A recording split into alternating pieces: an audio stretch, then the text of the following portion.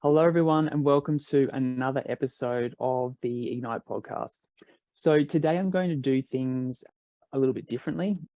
And so big thank you to everyone who sort of reached out to let me know that you're enjoying the podcast so far. It's amazing to have messages, emails from you saying that, you're enjoying the episodes, the podcasts making a difference in your career or your business. So a big thank you for that. That means a lot to me that you're reaching out. If you're enjoying the podcast, if you haven't reached out, please send me an email or LinkedIn message and let me know your thoughts. Also, if you're new to the podcast, please don't forget to subscribe and follow so that you get notified of future episodes.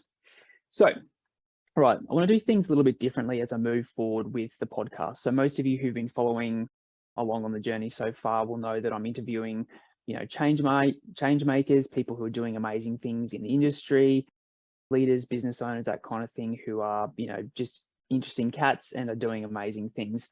I will continue to do that. But what I wanted to bring in was a mixture of also just myself kind of recording really things that I'm learning along my journey, things that I'm learning as I'm coaching clients, as I'm working with leaders and business owners of engineering consultancies within our industry, because I thought it'd be just great to kind of share with you, things that I'm learning, things that are working well for clients, and that kind of thing. So hopefully this new format you learn stuff. Again, please reach out with any kind of feedback as well. So today I want to really dive into a training that I ran for my boardroom clients on vision and strategy. And today I want to really talk to you about the importance of strategy first, execution second. So strategy first, execution second. I find at the moment, everyone's so busy that everyone's just diving into, they start their Mondays, they just start answering emails, phone calls, that kind of thing. And they don't stop until they get to the end of the week, and they're just so tired and burnt out. And some of my clients are like, I get to, the end of the week and I don't really know what I've achieved. And so what I want to talk to you about today is the importance of having your strategy in place first, revisiting it regularly, connecting to it regularly, and making sure that all the things that you execute on, all the action you take is going to move you towards that vision and that strategy. Because you can just work really, really hard, and in 5 years or 10 years, you put your head up and you're like, how did I get here? Like, how did I get to this point where this isn't what I wanted for my career or my business? This wasn't my vision or what I wanted to achieve. So it's really, really important to have a vision, a long-term vision for where your career or your business is going. Have a strategy, have a plan in place for how you're going to get there, and making sure that you're revisiting that on a regular basis so that you can ensure that the action that you're taking on a daily basis is moving you towards that vision. And that should be a practice that you build into your days and your weeks. Is every time you finish one task, before you start the next one, you should really be stopping and pausing and going, is what I'm about to do, is the action or activity that I'm about to do going to take me towards or move me further away from, my overall goals for my week, for my year, or for my career or my business? So that kind of mindset and building that into, even just pausing throughout the day to make sure that those actions you're going to take are actually going to move you towards your goals, your visions, et cetera, et cetera. So what I want to walk you through today, I guess, a practice that I'm doing with my clients at the moment, and it's a whole training or strategy that I built for my boardroom clients who are owners of engineering consultancies looking to grow and scale their businesses to at least 5 million per year. So it's an amazing group. Yeah, I really love working with my clients in the boardroom program. So you have to be first. So if you're watching or listening, it's really important to pause and go, okay, well, what's my long-term business vision? Or what's my long-term career vision? Where am I going? And why is that important to me? And so it's important to then go, okay, well, where am I going and why? Where am I going and why? And I guess taking a pause and going, well, why did I start this in the first place? Why is this important to me? What gets me excited? What gets me out of bed in the morning, that kind of thing, in terms of my long-term vision or my long-term mission for where I'm taking things. So why did I start my business? Why did I get into this career? Why did I get into this industry in the first place? And are those reasons still valid for you today? Like, has anything changed for you from starting your business 5 years ago or getting into the industry 10 years ago, those kind of things? And then coming back to, well, what difference or impact do I want to make? What kind of legacy do I want to leave behind? And so we're talking about your mission here. And so you've got your mission, which is really your why, and your vision is your long-term, what am I trying to create? So, if you're a business owner, your long-term vision might be, I want to build a $5 million business. I want to build a $3 million business. I want to build a $10 million business and merge with these companies. That's your vision. That's where I want to take things. I want to have 20 employees. If you're a leader in the industry, I want to get to that level in 5 years' time. That's your vision. Mission is really your why you do what you do. And that's what we're talking about now. And so the reason this exercise is so powerful is it's connecting you to, at an emotional level, why you turn up and do what you do every day. If you're not clear on your mission, which is what we're talking about now, what difference or impact do I want to create? What kind of legacy do I want to leave behind? That's emotional. That's connecting to you on an emotional level. Like, who am I doing this all for? Is it your family? Is it yourself? Is it the industry? Do you want to make a difference in the industry? This is so important to get clear on this, because this fuels you through hard times. So your mission will fuel you through hard times in terms of, well, what am I here to do? What difference do I want to make? What kind of business do I want to build? What kind of, value do I want to add to my clients' world? What kind of impact do I want to create in the industry? Do you want to, create an amazing product that's going to help serve millions of people? Do you want to just be an amazing leader and have an incredible team around you and do amazing work all the time? I was talking to a client recently, and she's an environmental scientist or an environmental engineer, and we were doing this work together. And it wasn't until we got her connected to her mission. So she's got to go out and inspire and motivate and bring along, about 100 people in a quite a big engineering company on her vision for where she's taking the environmental sector. And it wasn't until we got connected to the mission, which is, I want to give the environment a voice. Trees and the earth and all that sort of stuff can't speak for itself. So my mission is to give the environment a voice. And it wasn't until she connected to that at an emotional level that she could really then feel that and connect to that. And that fuels her as she moves forward. So that's your mission. So your long-term mission, where am I going? Why am I doing this for, et cetera, et cetera, et cetera. And then it's again, doing these exercises, what fuels me today to keep turning up and building my business, or keep turning up and doing what I do, keep turning up and working with my clients. What is that thing that fuels me to keep turning up and doing what I do every day? So, the example I just gave before about that client, well, her fuel is giving the environment the voice. What's your fuel? Are you doing it for your family? Are you doing it for yourself? And that's okay. Are you doing it for the broader industry? It's important to think about this. And the reason it's important to think about this is because the more we connect to our mission and things at an emotional level, the more that we're going to be able to keep going when things get tough. So that's your mission. I really encourage you to just connect to your mission. And the reason we're talking about mission is we're talking about big picture, and then we're going to bring it back down to strategy. So you have your mission in terms of why you do what you do. You then want to connect to your vision. So your vision is really, like I said before, where are you going? It's not why, it's where are you going? And that's, so you start with your mission in terms of that emotional connection to why you turn up and do what you do every day. You come to your vision in terms of, okay, well, like I said before, I want to build a $5 million business. I want to have 30 employees. I want to work 4 days a week or 3 days a week and have a leadership team in place. I want to work my way up in this organization to managing director or general manager or whatever it is. That's your vision in terms of where are you going. So that's important. That's got to be long term. It's got to be at least 5 years out in terms of your vision. and where you're taking things. And write it down, like write down your, and I really encourage, I'm talking about this client a lot, I encourage her to write down that mission in terms of I want to give the environment a voice.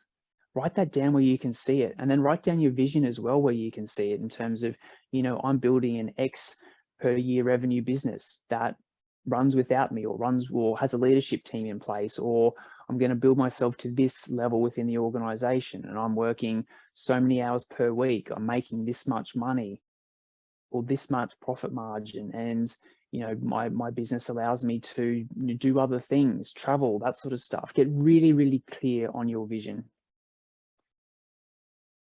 So that's your mission, that's your vision. You then have to come down to your 5-year plan in terms of, and I know we're being a bit pedantic, and a lot of people talk about this, but it's so important. And the reason it's so important to do this on a semi-regular basis is because it informs your decisions. If you're not clear on where you're going, if you're not clear on where you're going and why as well, you know, you're just awash in the ocean in terms of, you know, I kind of liken it to you being pushed and pulled in accordance with other people's agendas and other people's timeframes and other people's values and that sort of stuff. If you're not clear on where you're going and why, you're just at the mercy of everyone else around you. But if you're really clear, if you're laser focused, you know where you're going and why, and you know your 5-year plan, or talk about your 12-month strategy in a second, and your 3-month goals and that sort of stuff. And I don't want this stuff to be onerous, but it's so important that you know where you're going, because that guides decisions every single day. It allows you to make decisions quickly or more quickly. Because again, if you're not clear if you're not clear on where you're going and why, and an opportunity presents itself, you know, you go, oh, I don't know, should I go for it? Should I not? Should I take that X, Y, and Z opportunity, blah, blah, blah. Not clear, and you're indecisive because you don't know where you're going. Whereas if you're really clear on where you're going and why, and your 5-year plan, and I don't know, stuff changes and all that sort of thing, but you've got to be clear on where you're going to then go, okay, an opportunity presents itself. No, it just doesn't align with my vision and my strategy. So thanks, but no thanks. Or yep, 100% that aligns. I'm going to say yes to that opportunity. That's clients, that's career, that's business building, that's staff. All of those things come into that. When you're really clear on where you're going and why, decisions can happen really quickly on a daily basis. So that's why it's so important to do what we're talking about today and revisit regularly. So in terms of your 5-year plan, and again, this stuff, it's a loose plan, but you just want to sit down and go, okay, well, how much growth do I want to have per year? You know, if you're a team leader or you're a business owner, how much growth do I want to have each year? Maybe it's 10% growth, 5% growth, 15% growth. You know, what am I doing currently in terms of yearly revenue? Sorry, what am I doing currently in terms of yearly revenue? And then just plot that out in terms of, okay, well, if over the next 5 years I grow by 10%, that's what my revenue is going to look like. Okay, cool. There's some nice revenue targets for me. Clients. Okay, well, what's an average client worth to my business and my team per year? Maybe an average client to you is worth 50 grand a year, or 100 grand a year, or 20 grand a year, or 5 grand a year. Okay, now that I'm clear on my revenue projections, well, how many new clients do I need per year to sustain that revenue projection? And so that starts to feed back into your business development strategy and your business development plan in terms of, well, how many new clients do I need? So that's how many proposals do I need to put out? How many people do I need to be talking to, et cetera, to actually achieve my revenue target? And then team, you know, if I'm growing by 10% per year and my revenue is going from 50 to 55 to, you know, growing by 10% per year, what does my team need to look like around me in terms of being able to sustain those revenue targets? So by kind of putting this 5-year plan in place, and I really just encourage you to look at growth, how much you want to grow, revenue, clients, and team, they're probably the only things that you need to look at for a 5-year. But you just start to really see that, okay, for the next 5 years, I'm going to grow by X percentage per year. That looks like this in terms of revenue. That looks like this in terms of new clients, plus keeping existing clients. And that looks like this in terms of my team. So you're starting to get a bit of clarity around where you're taking things. So mission, vision, 5-year plan, plop that out on a graph or put it on a piece of paper or what have you. I created a whole template for my clients in my boardroom program to kind of plop that out.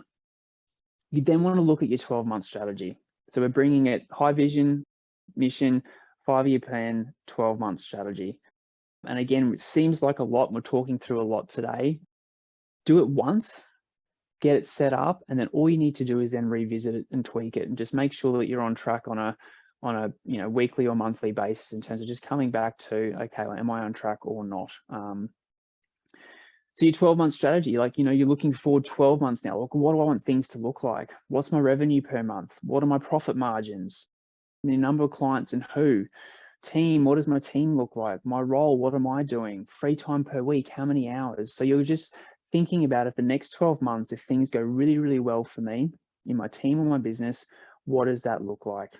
Revenue, profit, number of clients and who? Team, what does it look like? My role, what am I doing? Getting really clear on your role and what you're doing. And free time per week in terms of, how many hours per week have you got freed up to focus on strategy and direction and those kind of things. So the importance of this exercise and this activity is, once you're really clear, and I've said this before, I'm going to go over it again. Once you're really clear on where you're going and why, that brings up a whole exercise around do, ditch, or delegate in terms of, okay, well, now that I'm really clear on my 12-month plan in terms of where am I going, I'm clear on my role and what I want that to look like, I'm clear on my business and what I want that to look like. And that's going to feed into my 5-year plan and my overall mission and my vision for where I'm taking things. So you then have to make decisions in terms of, well, out of everything that I do on a daily basis, what am I going to keep doing? And this is the execution piece, strategy first, then execution. Out of all the things that I do on a daily or weekly basis, what am I going to keep doing? So what are the things that I'm going to retain as a team leader or a leader or a business owner? Because they're going to move me towards my 12-year plan, my 12-month plan, my 5-year plan, my mission and my vision. So I'm going to keep doing those things. So what do those things look like? I write them down. What am I going to ditch? As in, like, what's completely not serving me? What's a complete waste of my time that I'm just going to, ditch and not do it all anymore? So stop doing that. And then what am I going to delegate? So do, ditch, or delegate in terms of delegate and to whom. So that's an important activity. I'm going to stop doing that though, but I'm going to delegate that to, Jennifer on my team. She can take over that. I'm going to delegate that to Brad over here because he's really good at that. Or I'm going to bring on hire someone to delegate to. So hopefully you can start to see that it's really important to get clear on your North Star. Where am I taking things and why? And getting really connected to your why at an emotional level, because that fuels you when stuff gets hard. 5-year plan, quite high level in terms of where am I taking things? What's my growth? What's my team? What's my clients? What's they all kind of look like? Plot that out to give you a bit of a North Star and trajectory to where you're going. 12 months. Get quite clear on that, because 12 months is only 12 months. And that means that on a monthly basis, what are you doing to move towards that 12-month goal? But really then that's strategy. So all of that feeds into strategy first, execution second. So then once you're really clear on that, what are you going to keep doing? What are you going to ditch? What are you going to delegate? And to whom are you going to delegate? It is so important, team, that you do this